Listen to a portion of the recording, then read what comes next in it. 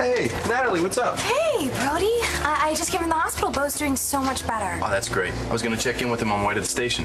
Well, I'm sure he'd really appreciate that. But in the meantime, tell me about your date with Jessica last night. Oh, you don't waste any time, do you? No, so? Maybe I should get going on that visit to Bo. No, come on. It couldn't have been that bad. Actually, no, at first it was pretty great.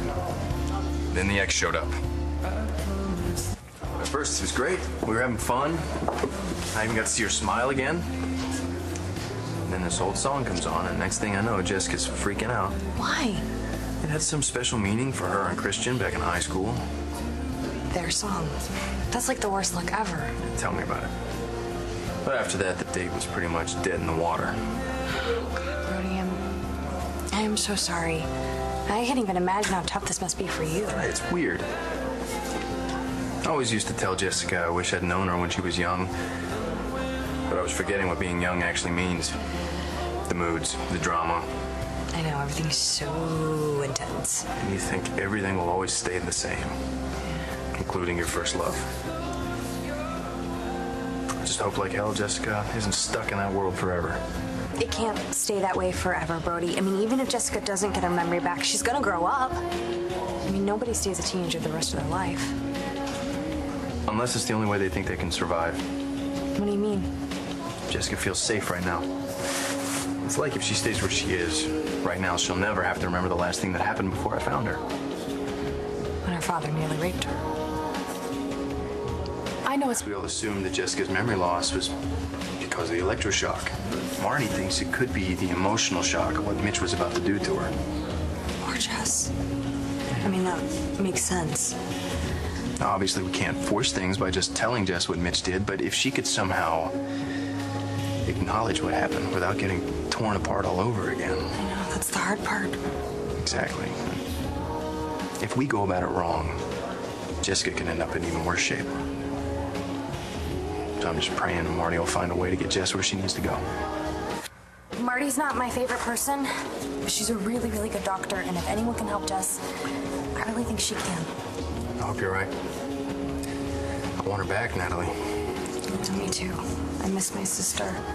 My mom's gonna be coming home with Bree soon. What are we gonna do if Jessica still doesn't recognize her own little girl? I've missed Bree so much. I don't want to stop being a part of her life. Well, what are you talking about? I mean, of course you're gonna be a part of her life. Bree's crazy about you. But if Jessica doesn't want me around... Give up on her, Brody. Never. And just to seal the deal, I made her agree to a second date. Good. Maybe this time you'll pick a place that Christian won't show up. Yeah, your Croatia's nice this time of year. It's pretty good. I know it's hard to keep a happy face. Jessica's giving all of her attention to someone else. Yeah. Nothing's worse than when the person you love isn't in your life the way you want them to be. Yeah, tell me about it. Kind of like what you're going through with John. Who said anything about John? You didn't have to, Natalie. It's obvious how you feel about him. No. John and I are just friends, or we were until just recently. I'm sorry, I had no business bringing him up. Well, I mean, if it's that obvious how I feel. Oh, I shouldn't have said that.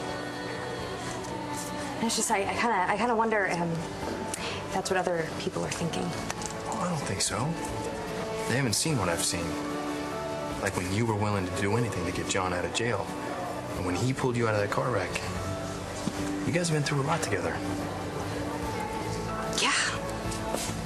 Yeah, we have. Still, I shouldn't read anything into it. No. No. You're right. Oh my God. I tried to shut it off. I tried, but I can't.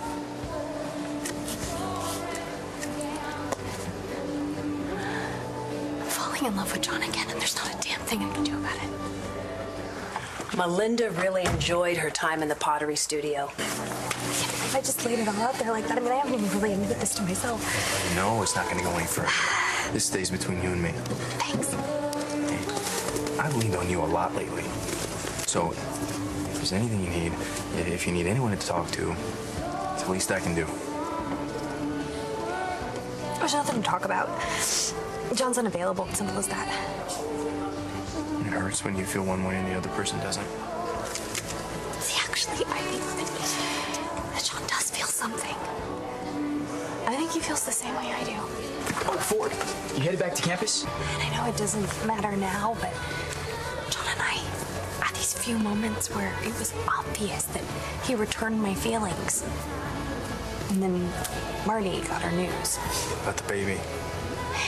And I know that I shouldn't be thinking this, much less saying it out loud. Natalie. But I'm sorry. It's just that I truly believe that John and I would have gotten back together if Marty hadn't gotten pregnant with his child.